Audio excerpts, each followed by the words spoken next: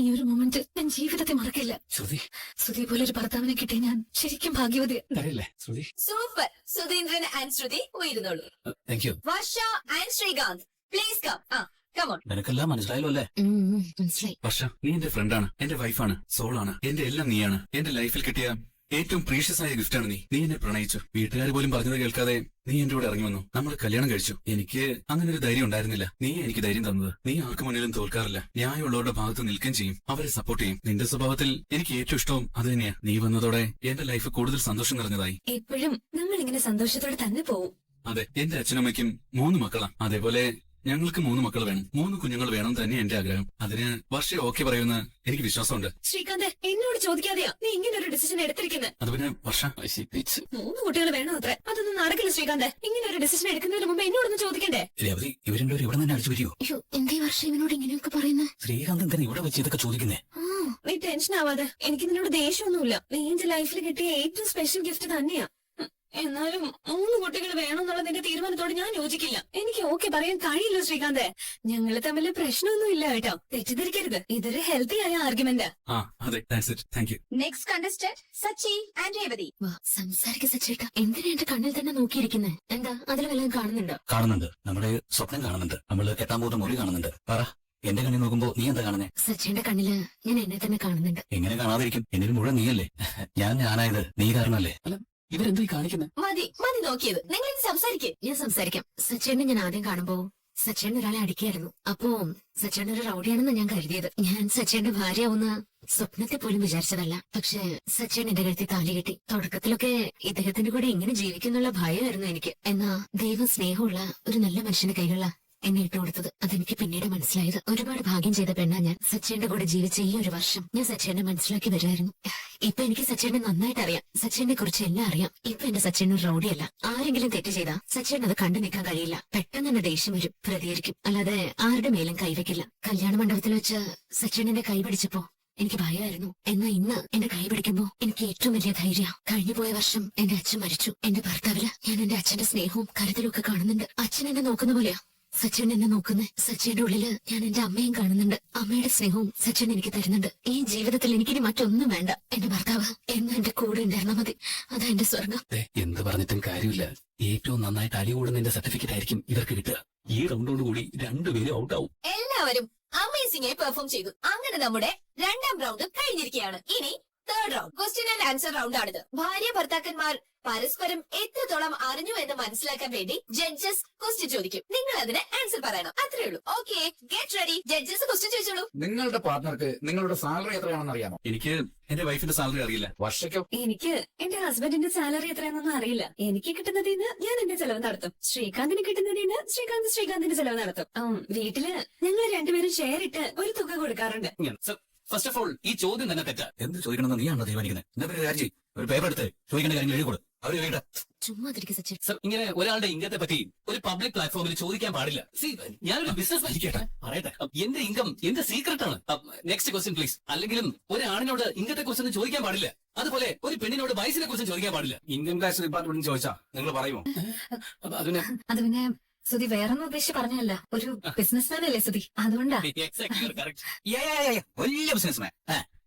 സച്ചിന, ചുമ്മാ ഇരിക്കാം. Sir, please change your question. നിങ്ങൾക്ക് വേണ്ടി ചോദ്യം മാറ്റാനൊന്നും കഴിയില്ല. നിങ്ങൾക്ക് പറയാൻ പറ്റില്ലെങ്കിൽ പറയണ്ട.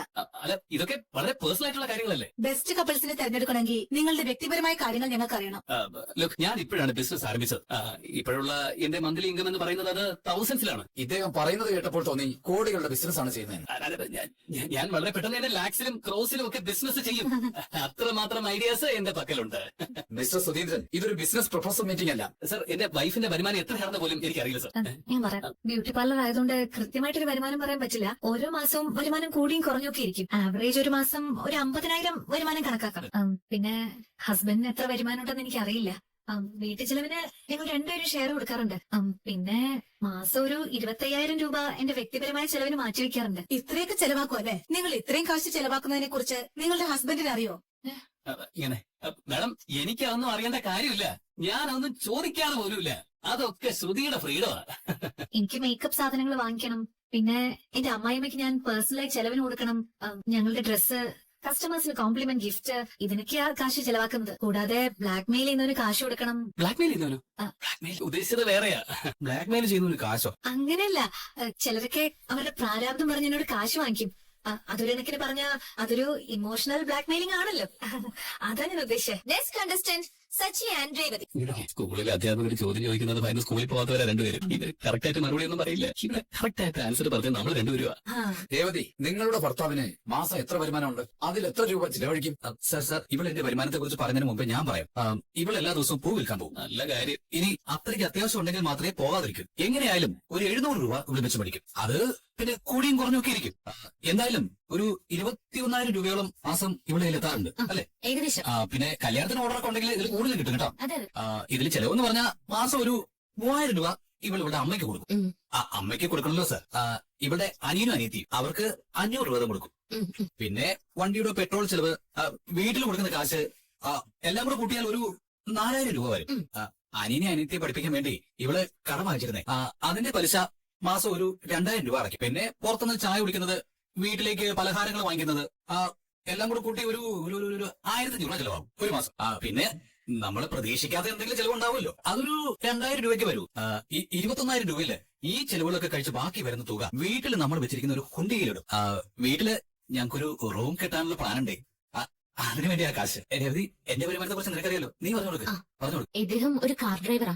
മാസം എത്ര വരുമാനം ഉണ്ടാവുന്ന കൃത്യമായിട്ടൊന്നും പറയാൻ പറ്റില്ല. ഓരോ മാസവും കേറിയും കുറഞ്ഞൊക്കെ ഇരിക്കും. അതെ. എന്നാലും മാസം ഏകദേശം ഒരു 40,000 രൂപ വരെ കൈ കിട്ടാറുണ്ട്. വീട്ടു ചെലവിന് സച്ചേന് 8,000 രൂപ കൊടുക്കും. എന്നാലും ഈ പച്ചക്കറിയും മീനും ഇറച്ചിയും ഒക്കെ മേടിക്കും. ഇതിനൊരു 5,000 രൂപയോളം കൂട്ടാം.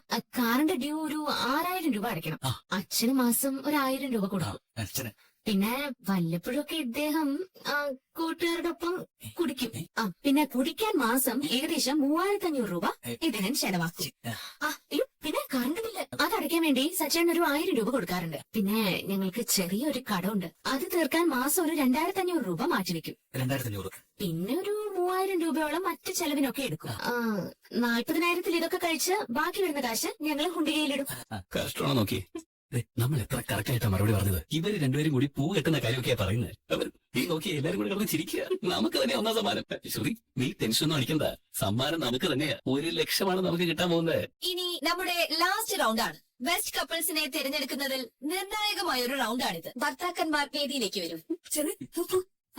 Come on. നിങ്ങളുടെ അമ്മയും ഭാര്യയും ആപത്തുള്ള ഒരു സ്ഥലത്ത് പെട്ടിരിക്കുന്നു. ആ സ്ഥലത്തുകൂടെ നിങ്ങൾ സ്കൂട്ടറിൽ പോകുമ്പോ അവര് രണ്ടുപേരെയും കാണുന്നു. നിങ്ങൾക്ക് അവരിൽ ഒരാളെ മാത്രമേ കൂട്ടിക്കൊണ്ട് പോകാൻ പറ്റൂ. അപ്പൊ നിങ്ങൾ അവരിൽ ആരെ കൂട്ടിക്കൊണ്ട് പോകും? അമ്മയോ അതോ ഭാര്യയോ? ഞാൻ എന്റെ വൈഫിനെ കൂട്ടിയായിരിക്കും പോകുന്നത്. ഞങ്ങളുടെ ലവ് മാരേജാ. ഒരുപാട് ഇഷ്ടം എന്റെ വൈഫിനെ. ഞാൻ എന്റെ വൈഫിനെ കൂട്ടി പോകും. ഞാൻ എന്റെ അമ്മയെ കൂട്ടിയിട്ട് പോകും. ഇതിലെന്താ മേഡത്തിന് ആലോചിക്കാനുള്ളത്? ഉറപ്പായിട്ടും ഞാൻ എന്റെ വൈഫിനെയും കൂട്ടിയിട്ടേ പോകും. കാരണം ഞാനും എന്റെ വൈഫും സന്തോഷത്തോടെ ഒരുമിച്ച് ജീവിക്കണമെന്നാ എന്റെ അമ്മയുടെ ഏറ്റവും വലിയ ആഗ്രഹം. അതുകൊണ്ട് ഞങ്ങൾ രണ്ടുപേരെയും അമ്മ അവിടുന്ന് അനുഗ്രഹിച്ച യാത്രയാണ്. രണ്ടുപേരെയും കൂട്ടിയിട്ട് പോകാൻ പറ്റില്ലേ? അത് പറ്റില്ല. ശ്രീകാന്ത് എന്നെ കൂട്ടിയിട്ട് പോകും. അവന്റെ അച്ഛൻ വന്ന് അവന്റെ അമ്മയെ കൂട്ടിയിട്ട് പോട്ടെ. അങ്ങനെ പറ ശ്രീകാന്ത്, അങ്ങനെ പറ. അതെ, കറക്റ്റ്. ഞാൻ എന്റെ വൈഫിനെ തന്നെ കൂട്ടിയിട്ട് പോകും. സച്ചി, ഇനി നിങ്ങൾ പറയൂ.